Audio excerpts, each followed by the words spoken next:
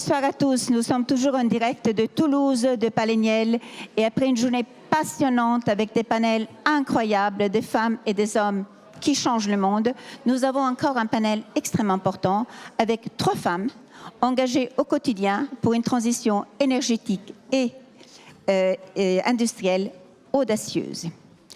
Pourquoi? Parce que vous savez tous que les femmes risquent de mourir 14 fois plus que les hommes à cause des changements climatiques. Que les femmes représentent 80% des réfugiés climatiques avec les conséquences que vous pouvez imaginer. C'est pour ça que je voudrais qu'aujourd'hui, ce soir, avec ces 3 femmes formidables, on connaît les impacts négatifs, mais on voudrait apprendre quels sont les impacts positifs que vous pouvez apporter au quotidien, vous qui êtes aux commandes, pour preserver notre planète. And Barbara, I will start with you. Barbara Milatovica is the president of TEN. TEN is the session of the Economic and Social, European Economic and Social Committee based in Brussels. And she leads with a lot of humanity and a very feminine leadership, a very difficult section. That's the one on transportation, infrastructures, energy, and digital. That means that Barbara, since she's there, and I think that the delegation coming from Brussels, from the Economic and Social Committee, and I thank you for coming there, despite the small complication in the planes, we can say that since you're there, you have a very special leadership based on the human being, and maybe because you're Letton, you really want to build bridges between Europe and the civil society. And you proved how you can make humanity, including in difficult opinions, such as nuclear, just to talk about one. Then please tell us how you deal with some important challenge that we have in Europe, and not only in Europe. We know that 42 million of people are not able to heat in a proper way in Europe, 42 million. And we know that worldwide, 700 million don't have access to electricity. How can we respect the commitment of the European Union and the target of zero carbon for 2050, and at the same time, don't leave behind the most vulnerable? Can you hear me? Yes, it works. Very good. Good afternoon, ladies. Majority are ladies, but also gentlemen. It's really a pleasure to be here in Toulouse. C'est un véritable plaisir d'être ici à Toulouse et je suis vraiment très heureuse de voir que la Tribune organise cet événement sur Women Future que je trouve absolument pertinent pour notre comité économique et social européen. Je pense que c'est mieux laisser tomber la traduction, sinon on n'entend ni en français ni en anglais. Est-ce que tout le monde comprend l'anglais? Alors, on va laisser en anglais. C'est plus simple. Merci beaucoup. Sorry, Barbara. Go on. So I will continue in English.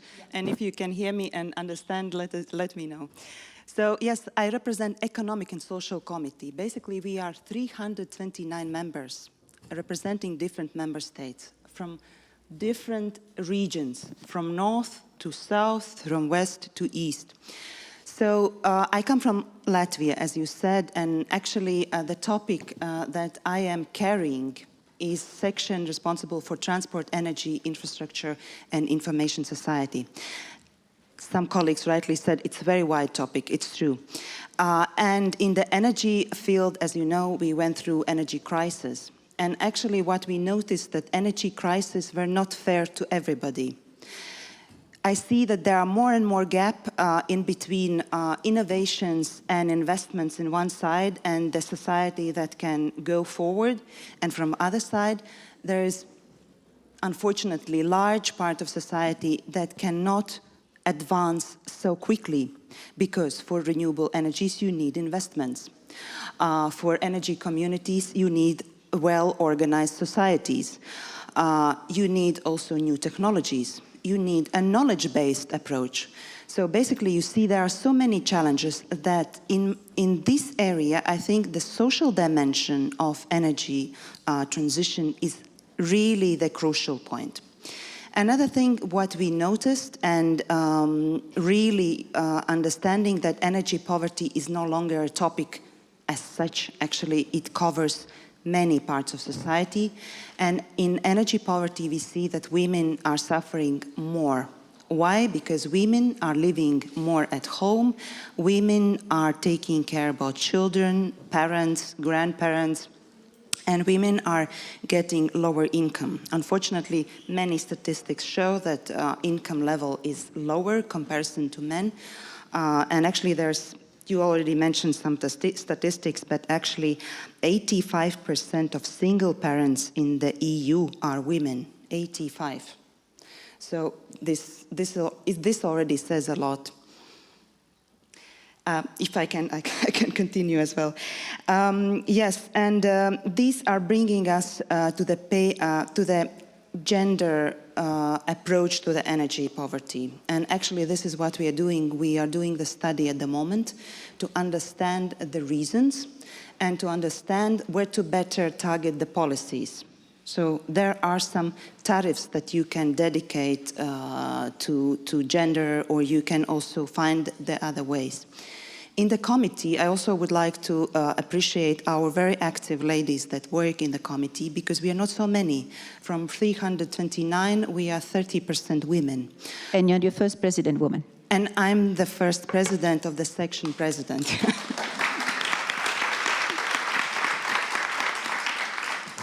In the beginning, it was not easy, because around the dinner table, where all gentlemen are sitting, they're saying, among us gentlemen, we can decide this and that. And then I'm saying, I'm not a gentleman. So this was a bit curious situation, but nevertheless, my colleagues always treated me well, so we are working on equal basis. So there are. And now you can count on a new community of experts, of committed people in energy that will come and help you, including and gender equality group, Giulia Barbucci, I would like to also mention, because we have active women, and also Chiara, you are the most active, I must say, in these topics, so you deserve attention. Monica, let's come to you. Another very committed woman, mais je passe en français parce que Monica est à la fois italienne et française. Alors Monica est la CEO, it's okay? Monica est la CEO de SNAM, qui est le premier opérateur... Présidente, qu'est-ce que je dis? CEO. Pardon, excuse-moi. Elle est présidente du conseil d'administration de SNAM, qui est le premier opérateur européen dans le domaine des infrastructures gazières et un acteur de premier plan dans le service énergétique et actionnaire des Teréga, que vous connaissez bien ici dans la région Occitanie. Tu es également membre du conseil d'administration d'Air Liquide, parmi d'autres, mais surtout, tu es une executive top businesswoman depuis longtemps, peut-être grâce à ton parcours de Polytechnico di Milan. Non. Oh, mais ça va pas, moi. Pardon, de Turin. Excusez-moi, de Turin. Et tu as fait ta carrière entre Munich, Berlin, Turin, Paris et d'autres endroits comme exécutif. Alors, dis-nous ton expérience. Et puis, l'autre chose que je voudrais que tu partages avec nous, tu as créé Chapter Zero France, qui est quelque chose que tu peux peut-être nous mettre en valeur et qui fait partie de ta conviction de vouloir faire agir les femmes et les hommes ensemble pour respecter les accords de Paris. Alors, plein de choses. Ravie d'être avec vous. J'ai été très touchée par les panels de ce matin et en particulier par Nuria et Léa tout à l'heure. Je trouvais formidable qu'une fille si jeune s'engage dans une initiative si impressionnante. Et je trouvais très beau que Nuria, je crois, elle parle du succès des autres femmes. J'ai trouvé ça assez unique. Donc, pour revenir à nous, donc moi je suis ingénieure diplômée à Turin, j'ai la double nationalité franco-Turin et Milan. Il y a une certaine rivalité, donc les gens qui connaissent, ils savent que c'est une erreur assez grave.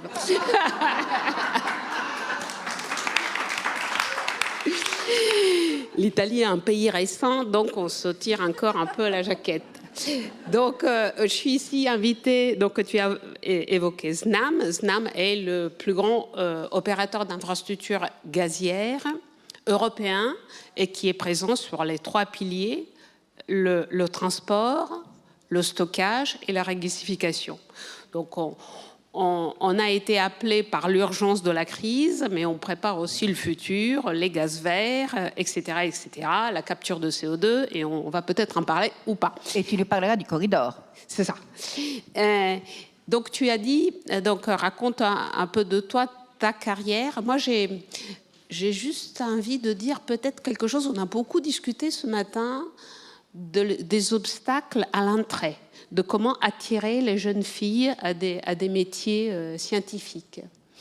Moi, j'avais envie de prendre une autre perspective, si tu me permets de hijack ton plan, et de regarder en fait les difficultés des personnes matures, des femmes matures qui sont là, qui ont réussi, mais qui abandonnent, au bout d'un moment, abandonnent. Il y a beaucoup d'abandon. Il y a beaucoup d'abandon encore aujourd'hui, et beaucoup chez les femmes. Et j'avais envie de réfléchir un peu, juste vous faire complémenter la vision que vous avez évoquée ce matin par quelques caractéristiques qui sont nos drivers, nos forces, et qui peuvent devenir à un moment nos faiblesses. Je prends les classiques, the good girl. Donc, on est bonne, on a besoin d'être admiré. Notre papa nous admirait, donc c'est ça notre driver. Ensuite, la compétente. Cette compétence qui nous différencie. Oui, je veux bien recruter une femme à condition qu'elle soit compétente. Je ne sais pas combien de fois vous avez entendu cette phrase. Cette compétence-là peut aussi nous mettre dans des conditions sous crise. On devient crispé sur la compétence. Et on doute de notre compétence. Un collaborateur qui ne montre pas la compétence, on peut le massacrer sous crise. Et troisième élément que j'avais envie d'évoquer, c'est the unique. Moi j'étais unique dans mon cursus, unique au Polytechnico, mais unique parmi d'autres, mais un peu rare. Et finalement, cette unicité nous isole un peu. D'autres femmes qui sont aussi uniques, mais qui sont à côté de nous, nous font de l'ombre. Et donc, on devient un peu... Donc, ce que je veux juste évoquer, que ces caractéristiques-là peuvent aussi être nos faiblesses à un moment où on shine déjà. Voilà. Alors, Chapter Zero. Chapter Zero France, vraiment en 2 mots, c'est une association d'intérêt général à but non lucratif qui regroupe des administrateurs de sociétés et qui ont réalisé à quel point le changement climatique a des implications majeures dans l'économie, dans leur société, et donc qui ont décidé de faire un peu plus de place au changement climatique et à ses implications dans l'agenda de leur board. Et donc, c'est une initiative qui est mondiale, qui regroupe plus de 150 000 administrateurs dans le monde. Et donc, l'association française, on l'a créée avec d'autres amis il y a 3 ans. Et elle est ouverte, elle est gratuite. Et ça couvre... Et ça, c'est une association de membres physiques, donc de personnes administrateurs, mais aussi d'experts, de gouvernance, de changement climatique, de risques, etc. Et les femmes sont les bienvenues. Bah oui, c'est comme quelqu'un a dit tout à l'heure, il y a beaucoup plus dans le monde associatif, c'est en général assez plus fréquent que ce soit les femmes qui s'engagent. Elisabeth Richard. Faut-il présenter Elisabeth Richard? Je le dis quand même, parce que justement, nous sommes en ligne avec le monde entier. Alors, tu es directrice des relations de la société civile chez Engie depuis près de 20 ans, et tu présides le réseau Women in Network by Engie, et tu es membre du Haut Conseil de l'égalité. Et moi, personnellement, je peux vous dire que j'ai eu la chance de travailler avec Elisabeth sur de grandes causes, l'index Pénicaud, la loi Rixin. Et je peux vous dire la capacité qu'elle a à soulever des montagnes, à faire avancer les choses avec une détermination sans faille, vraiment admirative. Et je crois que ton engagement, ta générosité sont contagieuse, parce qu'on ne peut pas lui refuser quoi que ce soit quand elle demande quoi que ce soit. Et alors, ce que tu as fait chez Engie est exemplaire, parce que tu as créé un écosystème qui est devenu exemplaire pour beaucoup d'autres entreprises. Et j'aimerais peut-être que tu nous dises comment tu as fait, à part le fait d'avoir bien entendu une présidente femme, qu'il n'y en a pas beaucoup dans le domaine d'énergie, une CEO femme, pardon, voilà, une CEO femme. Mais comment tu fais ruisseler tout ça? Comment tu fais vivre tout ça? Et comment d'autres peuvent s'inspirer des best practices que tu as mis en place? Alors effectivement, c'est une longue histoire et chaque fois qu'on arrête de nager, le courant nous emmène en arrière. C'est ça le problème. Alors ça, c'est un sujet. C'est pour ça qu'il faut toujours rester en mouvement sur le sujet de la place des femmes en entreprise, mais pas que dans l'entreprise, en dehors de l'entreprise. Alors Engie, d'abord, je voulais vraiment dire une chose, parce que ça va me faire rebondir sur ce que je vais vous dire. Des conventions, des forums, on en a fait. Chiara, Catherine, Aline, on est une bande de copines, Marie-Christine, on en voit, on en écoute. C'est la première fois que je découvre autant de rôles modèles que je n'avais jamais entendus. Et honte à moi, je veux dire Anna, Nouria, Léa, je n'ai plus les prénoms des filles extraordinaires, de Thalès, d'Airbus. Enfin, vous êtes incroyables, mais alors je vous le dis, vous n'êtes pas assez connus. Donc on va vous aider parce que là, il y a quelque chose à faire, c'est pas possible. On ne peut pas, enfin, je veux dire, vous êtes des rôles modèles. ATFE, extraordinaire iranienne, Polytechnique Téhéran, enfin, je veux dire, sincèrement, moi je me dis, bon, on a de la chance. On a de la chance parce qu'on a des pépites. Et c'est très amusant de vous voir, et je le découvre moi-même, quand la loi Copé-Zimmermann est tombée, vous vous souvenez, en 2006-2007, la loi sur la féminisation des conseils d'administration, 40-60 d'un genre ou d'un autre, souviens-toi, Chiara, on nous a dit, et moi à la première, on m'a dit, non mais Elisabeth, il n'y en a pas des femmes, on n'en trouve pas, c'est toujours les mêmes, Patricia Barbizet, Véronique Morani, Anne Lauvergeon. Avec ça, elles sont extraordinaires, mais elles ne pouvaient pas cumuler effectivement. Finalement, en ouvrant les frontières, déjà, on en trouvait. Et puis en professionnalisant le métier, puisque maintenant il y a des formations pour entrer dans des conseils d'administration qu'il n'y avait pas avant, quand il n'y avait que des hommes. Voilà, on a des femmes extraordinaires. Finalement, aujourd'hui, sur tout le milieu du codage, de la cyber, de l'intelligence artificielle, ben voilà, on en a des femmes extraordinaires. Donc il faut continuer et pas relâcher et continuer à nager, parce que sinon le courant nous emmène en arrière et on tombe dans des travers qui sont terribles. J'en viens là, pourquoi ? Quand Engie a nommé Catherine McGregor, qui connaissait Catherine McGregor avant qu'elle soit nommée chez Engie ? Personne. Et pourtant, une incroyable ingénieure, un parcours dingue. Aujourd'hui, elle est connue, première femme du CAC, maintenant elles sont 3. Incroyable Catherine. Mais Catherine McGregor, quand elle est rentrée chez Engie, personne ne la connaissait. Mais on avait des têtes chercheuses qui savaient repérer les talents. Ça, c'est important. Ça veut dire quoi ? Ça veut dire qu'il faut des rôles modèles à tous les niveaux de l'entreprise. Parce que Catherine, avant qu'elle soit CEO d'Engie, elle était chez Technip, elle était chez Schlumberger, et elle n'était pas rôle modèle forcément. On l'a repérée et c'est très bien et on est ravis. Et vraiment, elle ira très très loin. C'est une grande dame et on a beaucoup de chance. Mais moi, je voudrais que vous toutes qui étiez sur scène tout à l'heure, ben vous êtes toutes des rôles modèles parce que vous allez un jour ou l'autre, ou pas, mais peu importe, vous êtes incroyables, montez. Donc on doit être toutes des rôles modèles pour la jeunesse, pour les collégiennes, pour les lycéennes, pour les inspirer, pour qu'elles sachent ce qu'elles veulent faire demain. C'est hyper important. Je suis au conseil d'administration de Capital Filles. Capital Filles, c'est comment embarquer les jeunes filles de banlieue ou de quartiers, de territoires éloignés dans les métiers d'aujourd'hui et demain de nos grands groupes. Chaque fois que je passe derrière L'Oréal, c'est l'enfer. Parce qu'elles veulent toutes aller travailler chez L'Oréal, elles veulent toutes ressembler aux jeunes magnifiques mannequins qui sont sur les pubs Lancôme, Yves Saint Laurent et j'en passe. Et moi, quand je passe derrière sur la transition énergétique, sur le renouvelable, sur le gaz vert, l'hydrogène, on me regarde en disant waouh. Et maintenant, j'arrive à faire changer ça en ayant des rôles modèles, en embarquant mes femmes ingénieures, en embarquant Catherine, quand je peux, quand son agenda le permet, sur les sujets, en disant regardez les métiers qu'elles font, et elles font avancer le monde. Parce qu'on a besoin de femmes dans les métiers de la transition énergétique. Monica, c'est clé. On a besoin de Monica plus partout.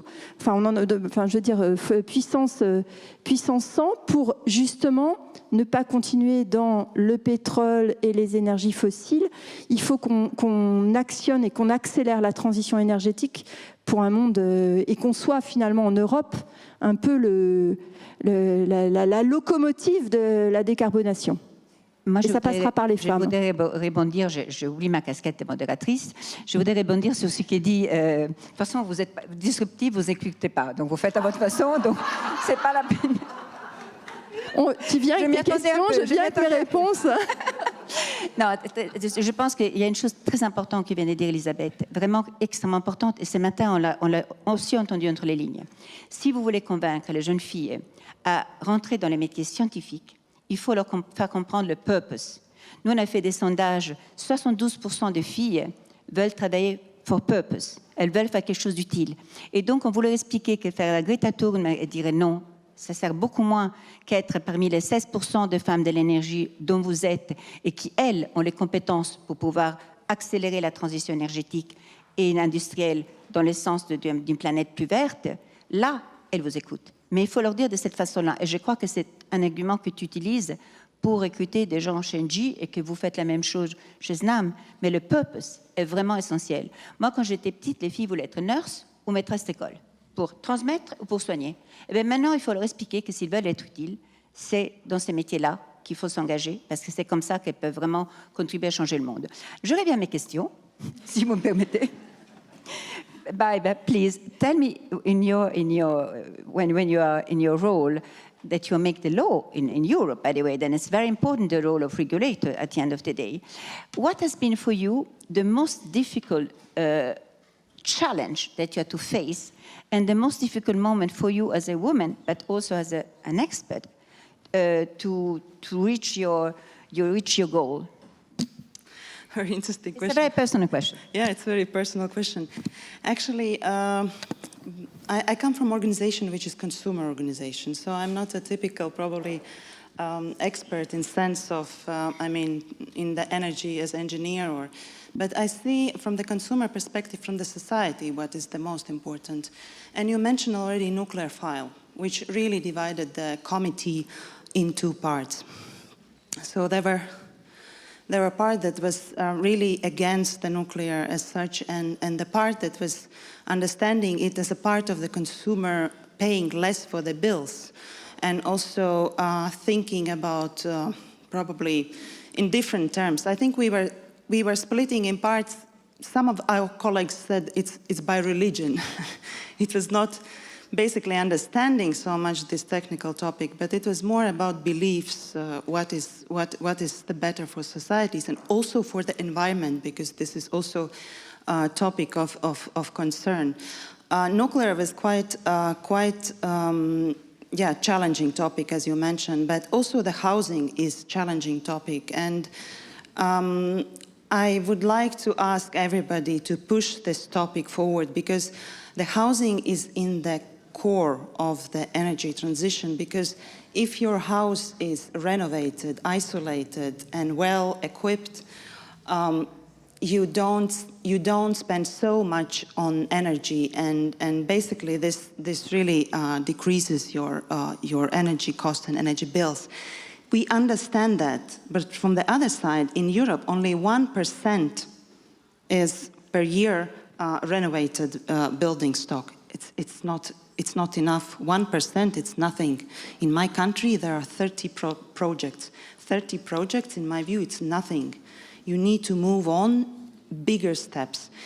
And nevertheless, we have funding. We have funding in Europe for that. There are cohesion funds, there are silent recovery funds, there are instruments for that.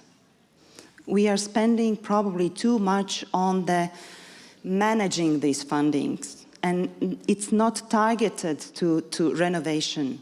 So I come from Latvia. I know what it means when it's -20 and when your house is not isolated. So it's really, and the same goes for the southern regions when it's too hot, and if your house is not equipped, if your house is not isolated, so it's really impossible to live in these circumstances when it's overheated. So this is a key message at the moment that I try to push in all the levels, because the housing is a key in energy poverty, housing is a key on energy transition, housing is a key on well-being, because there are so many diseases linked to the houses that are, wet and this humid. So people get different diseases out of that. So it's also related with the health. So it's a holistic approach. And this is what I try to move forward. And I also think many of you might also push from your side, because municipalities and governments have means for that. Just we need to be careful and also very active. I want to align with my speaker previously said, you need to be active. If you don't manage first time, do it second, third, fourth time. Just don't stop doing that. Thank you so much, Baiba. Monica, moi j'aimerais quand même que tu nous éclaires un tout petit peu sur ce corridor qui a fait beaucoup de bruit entre l'Algérie et la Sicile. Est-ce que c'est vraiment une alternative au gaz russe, entre autres? Est-ce que c'est vraiment là le futur? Comment tu vois les choses et quelles sont les leçons que Snam a prises de cette crise énergétique de 2022? Parce que c'était quand même une réponse à cette crise. Donc, est-ce que tu peux nous faire un peu de géopolitique et nous expliquer quels sont les enjeux et où on va? Tiny question. Donc, Chiara fait référence à la connexion pipeline qui parcourt donc de l'Afrique à la Sicile, longitudinale à l'Italie, jusqu'à l'Autriche et la Bavière. Donc, c'est une connexion qui existe et qui transporte aujourd'hui du gaz méthane qui vient de l'Afrique et qui remonte jusqu'au sud de l'Europe. Donc,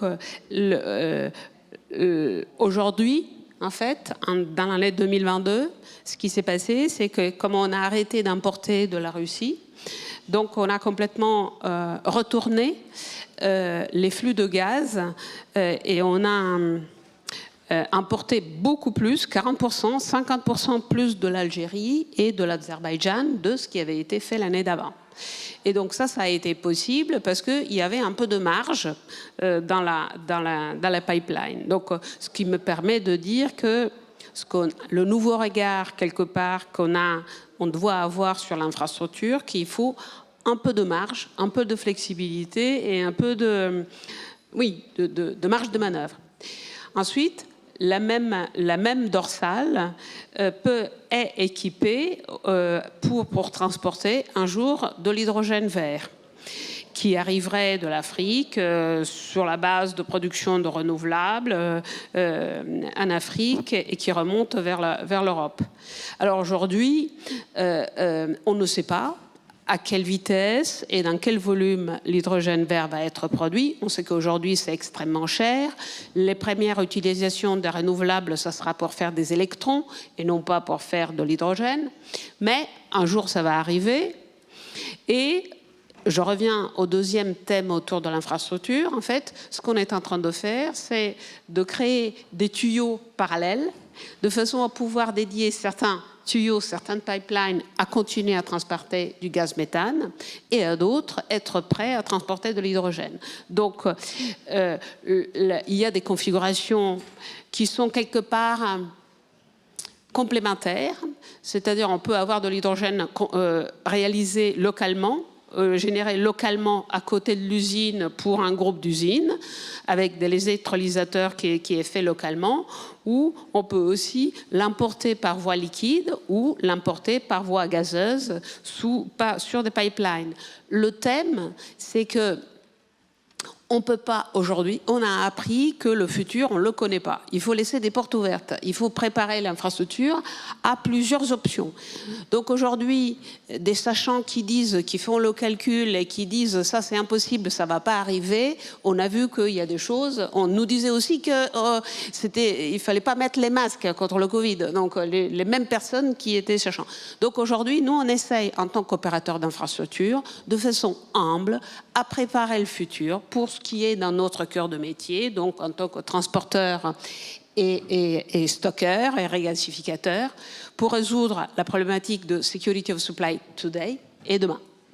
Alors moi je suis absolument désolée parce que je vois le temps passer, mais je ne peux pas m'empêcher de poser une question cruciale à Elisabeth. Elisabeth, tu as une annonce à nous faire. Tu as un scoop qui ne nous étonne pas te connaissant, mais qui, je crois, nous fera beaucoup de bien. Entendre ça un peu comme le mot de la fin. Oui, alors rapidement, en fait, sur le sujet de la place des femmes, pour la France et même l'Europe, au niveau professionnel, on est très avancé.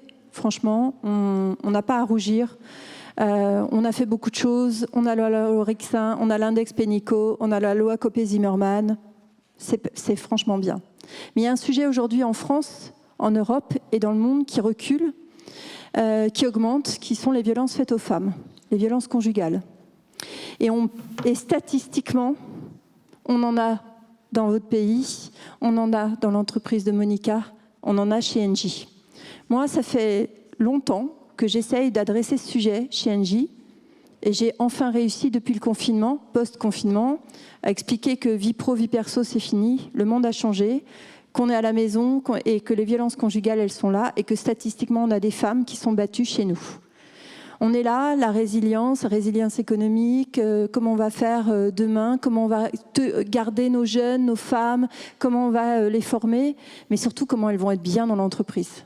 Donc moi, j'ai envie qu'elles soient bien dans l'entreprise. Donc chez Engie, on a depuis 2 ans apposé sur toutes les factures des 8 millions de clients le 3919 et les numéros d'urgence. Ça ne coûte rien à Engie. Je vous explique, ça ne coûte rien.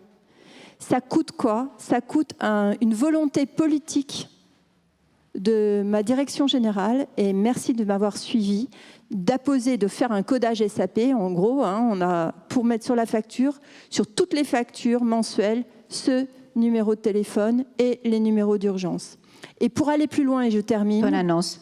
On annonce donc pour la semaine du 25 et on lance une campagne de pub papier pour tous les décideurs, parce qu'on veut montrer, en fait, ce qu'on veut, c'est inspirer les autres entreprises à dire, voilà, on a plus de 200 000 raisons, puisqu'on a 200 000 femmes battues, de mettre le 3919 et les numéros utiles sur toutes nos factures.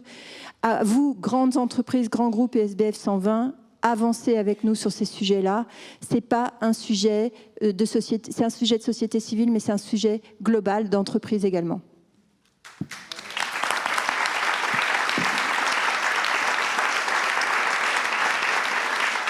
Merci beaucoup à vous à toutes les trois. Je pense que j'ai vu Monica t'écouter avec attention, j'ai vu Baiba t'écouter avec attention, j'ai vu des chefs d'entreprise écouter attention. Si ça pouvait faire des petits, ce serait très bien, parce que c'est aussi une façon de donner le pouvoir aux femmes, de pouvoir préserver notre planète, parce que si elles sont battues chez elles ne pourront pas changer le monde. Merci infiniment et au prochain panel.